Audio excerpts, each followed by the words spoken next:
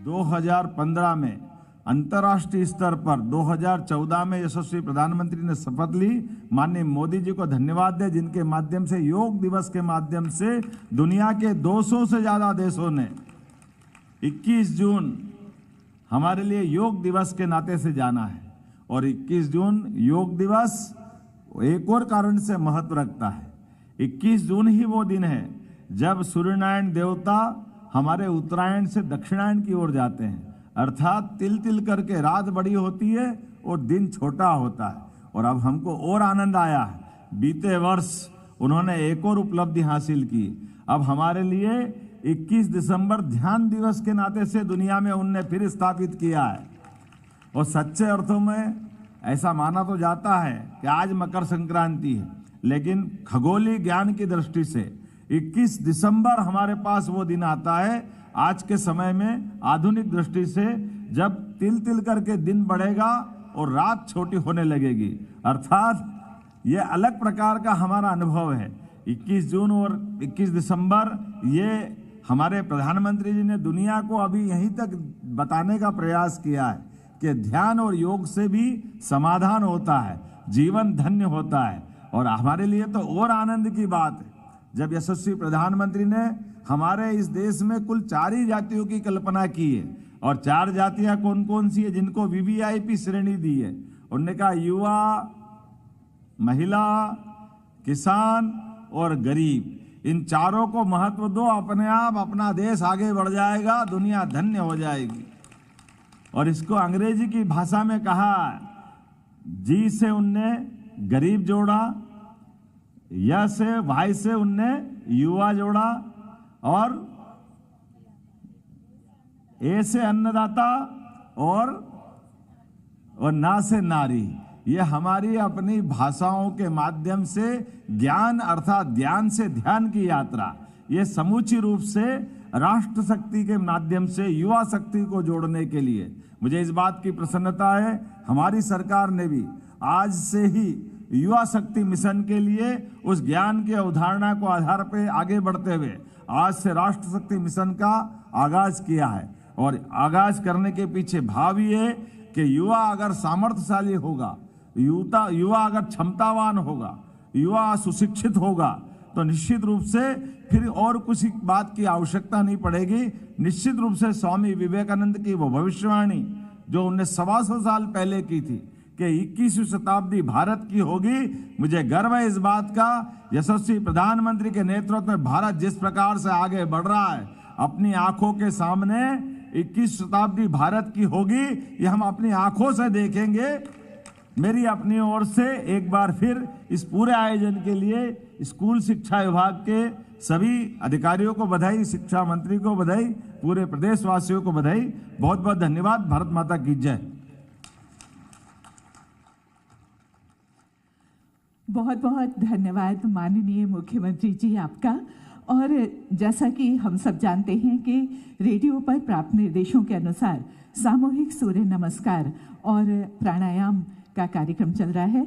माननीय मुख्यमंत्री जी एवं सभी अतिथिगणों से हमारा आग्रह है वो मंच के समक्ष दीर्घा पर कृपया पधारने का कष्ट करें सूर्य नमस्कार और प्राणायाम के लिए।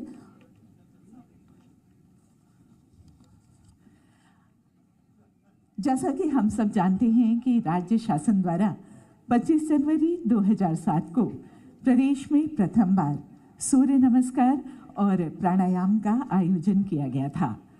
सूर्य नमस्कार के सर्वमान्य महत्व को देखते हुए इसमें पहली बार लगभग 50 लाख से अधिक लोगों ने सहभागिता की थी और राज्य स्तर पर सभी विद्यालयों, महाविद्यालयों में योग का यह कार्यक्रम हुआ था।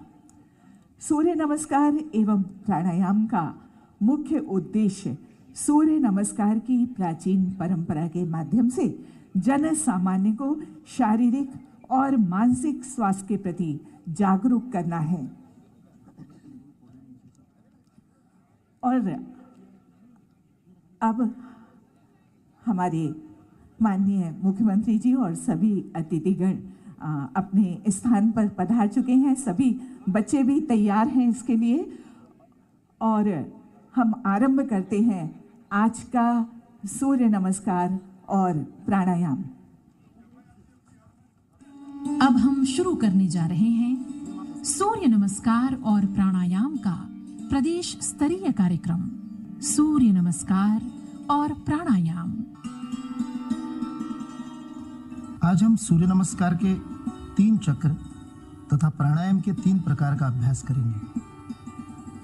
अपने स्थान पर स्थिर संतुलित खड़े हो, दोनों पांव साथ में जोड़ ले,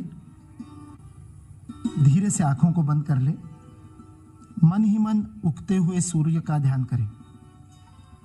सूर्य की लालिमा पूरे व्यक्तित्व को प्लावित कर रही है, ऐसा अनुभव करें। एक बार धीरे से श्वास को भरे और पूरी तरह छोड़ दे। सूर्य नमस्कार के प्रथम चक्र को प्रारंभ करते हैं। क्रमांक के साथ स्थिति करेंगे। 1, प्रार्थना की मुद्रा, दोनों हाथों को जोड़ ले, सीने के बीच में सूर्य चक्र पर। 2, हस्त उत्तानासन, हाथों को धीरे धीरे ऊपर उठाइए, पूरी तरह से पीछे की ओर झुकिए। 3, धीरे धीरे श्वास छोड़ते हुए पादहस्तासन की स्थिति में धीरे धीरे आगे झुकिए। हथेलियों को अपने पैरों के पंजों के अगल बगल में जमीन पर टिकाए। सिर को घुटने पे लगाने का प्रयत्न करें, जितना पास ले जा सकते हैं। श्वास को भरते हुए 4 अश्व संचालनासन। बाएं पैर को जितना पीछे ले जा सकते पीछे ले जाए। दायां पैर दोनों हाथों के बीच में, बाएं पैर का घुटना जमीन पर टिका हुआ। 5, दाहिने पैर को भी पीछे ले जाएं, पर्वतासन की स्थिति। कमर पूरी तरह से ऊपर उठी हुई, एड़ियों को जमीन पर लगाने का प्रयत्न। नाभि की ओर दृष्टि। 6, अष्टांग नमस्कार। हाथों और पैरों के पंजे जमीन पर लगे हुए, घुटने, छाती और ठुड्डी। 8 अंग, 2 पैर, 2 घुटने, 2 हाथ, छाती और ठुड्डी। अष्टांग नमस्कार। 7, आगे की ओर श्वास भरते हुए भुजंगासन की स्थिति में पूरे शरीर को ऊपर की ओर खींचिए। 8, पुनः पर्वतासन। नितंबों को ऊपर की ओर उठाइए, एड़ियों को जमीन पर लगाने का प्रयास, नाभि की ओर ध्यान। 9, अश्व संचालनासन की स्थिति पुनः। अपने बाएं पैर को अब हमने आगे लिया है। 10, दाहिने पैर को भी आगे लीजिए, पादहस्तासन। सिर को घुटने की ओर ले जाने का प्रयास। 11, हस्त उत्तानासन। 12, प्रार्थना की मुद्रा। 1 चक्र समाप्त हुआ। हाथों को नीचे ढीला छोड़ दीजिए, कंधों को ढीला छोड़ दीजिए। अंदर आए परिवर्तन की ओर ध्यान दीजिए।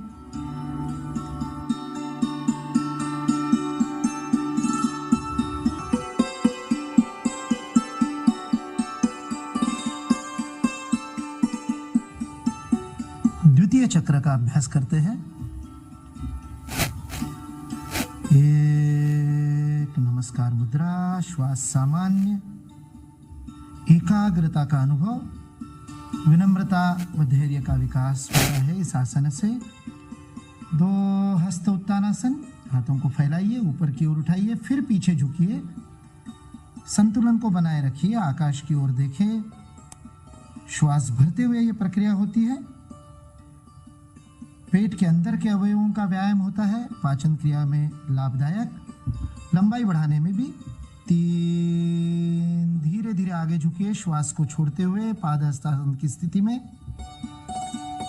हथेलियों को पैरों के पंजों के पास धरते सिर को घुटने की ओर ले चले। रीढ़ को लचीला बनाता है। आगे की ओर झुकने के कारण सिर में रक्त का प्रवाह बढ़ता है। आंखों की रोशनी को बढ़ाने में प्रयोग होता है। 4 अश्व संचालन आसन। बाएं पैर को अधिकतम पीछे की ओर ले जाए।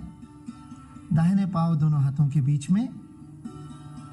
श्वास भरते हुए इसे करना है। आमाशय के ऊपर जो दबाव पड़ रहा है उसे अनुभव कीजिए। 5 पर्वतासन। दाहिने पैर को भी पीछे ले जाइए। एड़ियों को जमीन पर लगाने का प्रयास। दृष्टि नाभि की ओर। श्वास छोड़नी है पूरी तरह से। 6 अष्टांग नमस्कार। पैरों के पंजों को पीछे फैलाइए, फिर घुटनों को टिकाइए, छाती और फिर उसके बाद ठुड्डी। 7 भुजंगासन।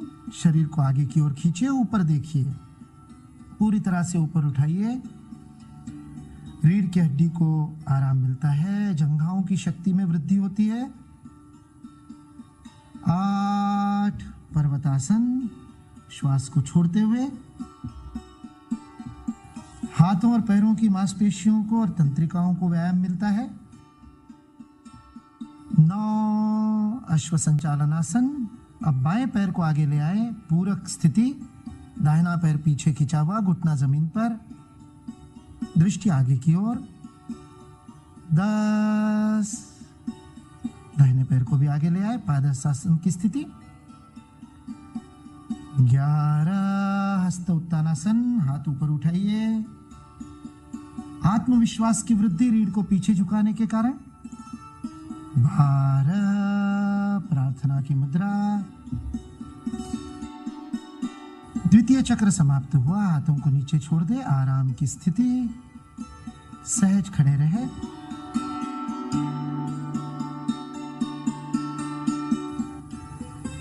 आइए तीसरे चक्र का अभ्यास करें। 1 नमस्कार मुद्रा, प्रार्थना की स्थिति। 2 हस्त उत्तानासन। धीरे धीरे हाथ ऊपर उठाइए। 3 श्वास छोड़ते हुए पादहस्तासन। सिर में रक्त के प्रवाह का अनुभव। 4 अश्व संचालन आसन। बायां पैर पीछे। पैर को पीछे ले जाने के बाद पंजे को जमीन पर लगाइए। एड़ी ऊपर उठी हुई, घुटना टिका हुआ। 5 दाहिना पैर भी पीछे, पर्वतासन की स्थिति। 6 अष्टांग नमस्कार। 8 अंग जमीन पर टिके हुए, पैरों के पंजे, घुटने, हथेलियां, छाती और ठुड्डी। 7 भुजंगासन। आगे की ओर भुजंग के समान शरीर को ऊपर उठाइए। 8 पर्वतासन। पंजों को जमीन पर लगाइए, फिर एड़ियों को ऊपर उठाइए, नितंबों को, दृष्टि नाभि की ओर। 9 बाएं पैर को आगे लाते हुए अश्व संचालन आसन। 4 में हमने बाएं पैर को पीछे लिया था। 9 में बाएं पैर को आगे लिया, पूरक आसन हो गया। 10 पादहस्तासन। दाहिना पैर भी आगे। 11 श्वास को भरते हुए हस्त उत्तानासन। पूरा हाथ ऊपर ले जाइए, पीछे झुकिए। 12 नमस्कार मुद्रा। धीरे से हाथ को नीचे छोड़िए। सूर्य नमस्कार का अभ्यास हमने किया।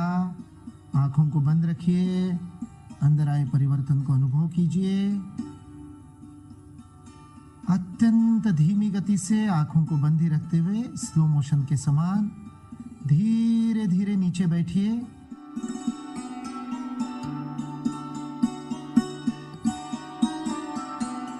प्राणायाम के अभ्यास के लिए किसी भी सामान्य स्थिति में जिसमें रीढ़ की हड्डी सीधी रह सके,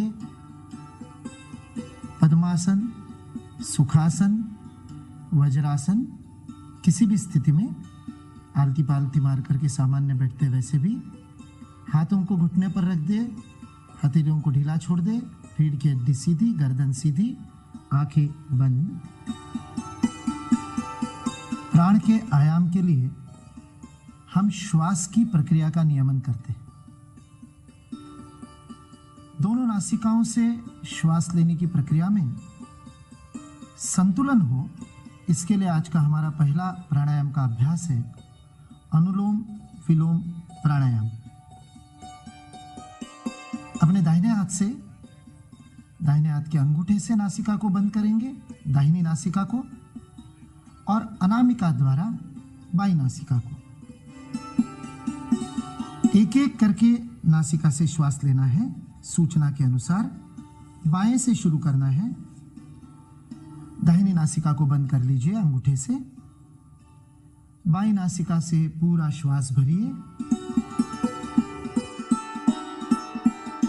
पूरी तरह से श्वास को अंदर भरिए।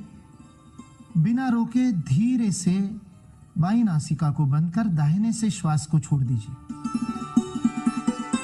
जब श्वास पूरी तरह से छोड़ दे, बिना श्वास को रोके अब दाहिने से ही श्वास को भरे, और फिर दाहिने से पूरा भर लेने के बाद दाहिने को बंद कर बाईं नासिका से श्वास को छोड़ें। जितना धीमे कर सकते हैं उतना धीमे धीमे करें। दूसरा चक्र, बाईं नासिका से श्वास को भरिए। जितना धीमे कर सकते हैं पूरा ध्यान श्वास पर। नासिका के अंदर श्वास का स्पर्श अनुभव कीजिए, रोकिए नहीं कहीं। बाएं से पूरा होने पर दाहिने से छोड़िए, फिर दाहिने से भरिए और बाएं से छोड़िए। अंदर आती हुई श्वास में हल्की सी ठंडक का अनुभव। जब प्रश्वास को बाहर छोड़ते हैं तब हवा में हल्की सी गर्माहट अनुभव करें। तीसरा चक्र अपनी अपनी गति से करें, कहीं जबरदस्ती नहीं, कहीं पर जोर ना लगाए, श्वास को ना रोके, नियमित रूप से चलता रहे। बाएं से भरे, दाहिने से छोड़े, दाहिने से भरे और बाएं से छोड़े। दोनों हाथों को नीचे छोड़ दे। जब तीनों चक्र पूरे हो जाए, आंखों को बंद करते हुए महसूस कीजिए दोनों नासिकाओं से समान रूप से श्वास चल रही है। प्राणायाम के अभ्यास से, अनुलोम विलोम से श्वास का संतुलन होता है, सभी नाड़ियों में शुद्धि होती है, शरीर स्वस्थ स्वच्छ होता है अंदर से। इसे नाड़ी शोधन प्राणायाम या नाड़ी शुद्धि प्राणायाम भी कहा गया है। शांत भाव से अनुभव करें। अगले प्राणायाम के अभ्यास की ओर बढ़ते हैं। भस्त्रिका प्राणायाम। श्वास को गति से लेना और छोड़ना, किंतु ध्यान रहे अधिक गति से श्वास को लेने और छोड़ने का अभ्यास नियमित अभ्यास के बाद ही करना चाहिए। इसलिए शुरुआत में हम मंद गति से, फिर मध्यम गति से, फिर तीव्र गति से करेंगे। गति से श्वास को लेंगे और छोड़ेंगे। भस्त्रिका प्राणायाम शुरू कीजिए मंद गति से, भरिए और छोड़िए लगातार। अब थोड़ी सी गति को बढ़ाइए।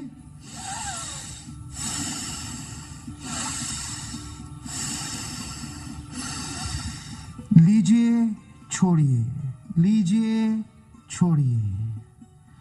अब और तीव्र गति से लीजिए, छोड़िए।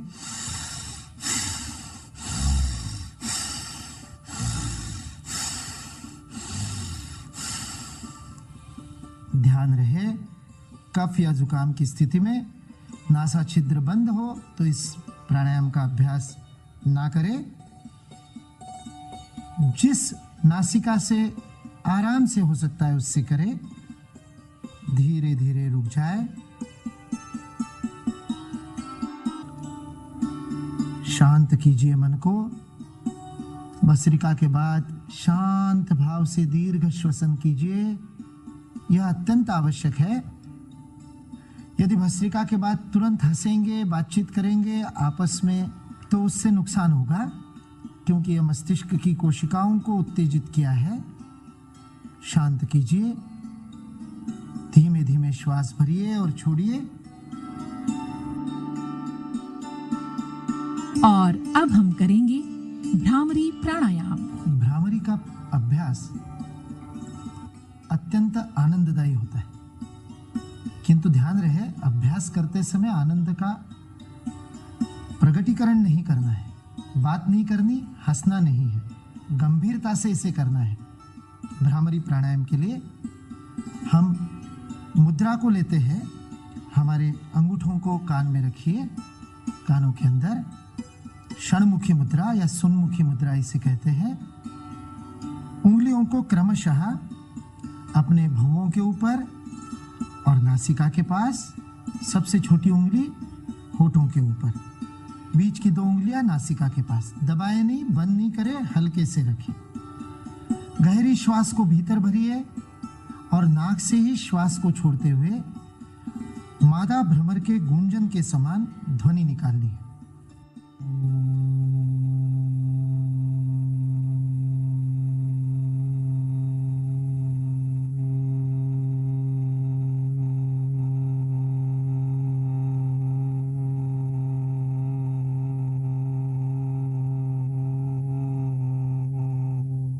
सामान्य रूप से जहां तक श्वास आप छोड़ सकते हैं वहां तक गूंजन करें, जबरदस्ती ना खींचे। गूंजन के स्पंदनों का अनुभव करें। श्वास को छोड़ते समय गूंजन, बीच में श्वास को भरना है। अपने गति से, क्रम से करें। श्वास को भरे, छोड़ते हुए भ्रामरी की गूंजन।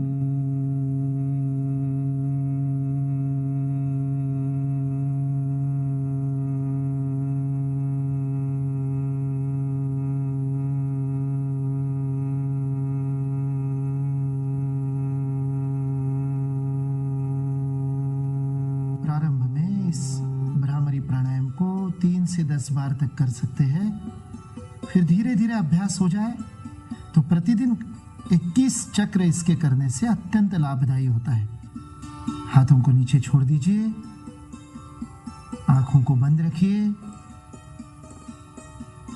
सूर्य नमस्कार और प्राणायाम के अभ्यास के द्वारा हमारे मन में ऊर्जा, आनंद, तेज का जो संचार हुआ है उसे अनुभव करें शांत भाव से। दोनों हथेलियों को एक दूसरे पर हल्के से मलिए। गर्माश का अनुभव। हथेलियों के गद्देदार हिस्सों को आंखों पर स्पर्श करें।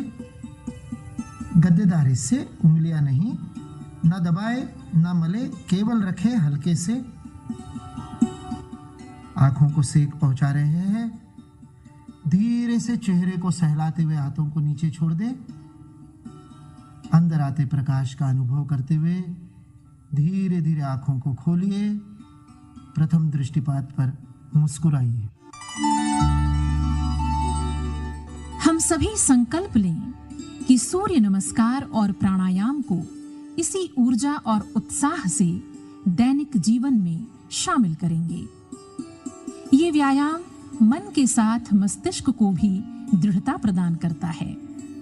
कहा गया है कि जब तो युवा दिवस के मौके पर मुख्यमंत्री डॉक्टर मोहन यादव मीडिया से बातचीत करने वाले हैं, सुनवाते हैं आपको। देशवासियों को बधाई। हम सबका सौभाग्य है, हमारे यहाँ संत परंपरा अनादिकाल से भारत का मार्गदर्शन करती आई है।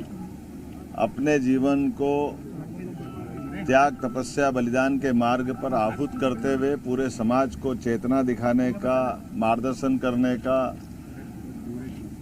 सही अर्थ में भारत में आने वाली कई प्रकार की चुनौतियों से आगाह करने का हर युग में, हर काल में संत समाज ने हमारा मार्गदर्शन किया है।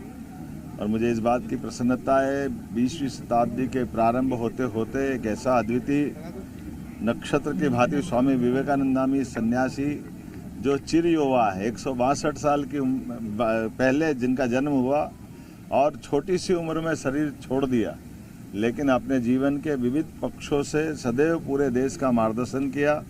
जिन्होंने घोषणा की थी कि 21 शताब्दी भारत की होगी, यशस्वी प्रधानमंत्री श्रीमान नरेंद्र मोदी जी के नेतृत्व में भारत जिस प्रकार उत्तरोत्तर उन्नति कर रहा है, वो दिखाई दे रहा है कि हाँ, हमारे देश की अपनी योग्यता, क्षमता, हमारी युवा प्रतिभा के बलबूते पर भारत दुनिया में अपनी एक विशेष पहचान बनाने में सक्षम हो रहा है। जब वो 5वीं अर्थव्यवस्था से तीसरी अर्थव्यवस्था की तरफ चल रहा है, जब दुनिया का सबसे युवा देश का दर्जा वो प्राप्त कर रहा है, 10 सर्वाधिक नवाचार वाले स्टार्टअप युक्त देशों की श्रेणी में भारत का इतना स्थान बन रहा है, न केवल आर्थिक रूप से संपन्न बल्कि सभी प्रकार के गुणों से युक्त होकर के कई क्षेत्रों में जमीन के नीचे और नभ आकाश के अंतरिक्ष की सभी कार्यक्रमों में भारत अपनी पहचान बना रहा है। ऐसे में हमारी प्राचीन ज्ञान परंपरा के बलबूते पर योग से भी जुड़ने के लिए 12 जनवरी स्वामी विवेकानंद जयंती के अवसर पर योग दिवस के नाते से सरकार के द्वारा हर वर्ष ये आयोजन किया जाता है। और सूर्य देवता ऊर्जा के भंडार हैं, उनसे जीवन चलता है, समूची सृष्टि जीवन पाती है। ऐसे में सूर्य नमस्कार के 12 अलग अलग प्रकार के आयामों से हम न केवल शरीर स्वस्थ रखें, लेकिन हमारे यहाँ शरीर के अंदर शरीर, मन, बुद्धि, आत्मा, ये 4 का समुच्चय है। तो स्वाभाविक रूप से हम अपने शरीर के साथ मन को भी स्थिर करें और मन के साथ प्राणायाम के आधार पर आंतरिक चेतना का भी संचय करें। मुझे इस बात की प्रसन्नता है कि योग दिवस के अवसर पर हमने प्राणायाम भी किया, सूर्य नमस्कार भी किया, स्वामी विवेकानंद को भी याद किया। और आज ही के दिन मध्य प्रदेश सरकार के द्वारा युवा शक्ति मिशन के माध्यम से हमने एक संकल्प लिया है इस प्रदेश के युवाओं को शिक्षित करने का। 2030 तक हर मध्य प्रदेश का युवा 10वीं और 12वीं में न केवल वो 100% उत्तीर्ण होकर के शिक्षित बने, बल्कि 2028 तक 70% से ज़्यादा युवा अपने अपने क्षेत्र में स्वावलंबन की दृष्टि से स्वरोजगार पाए, अपना उद्यमिता में रोल अदा करे, अपने सामर्थ्यशाली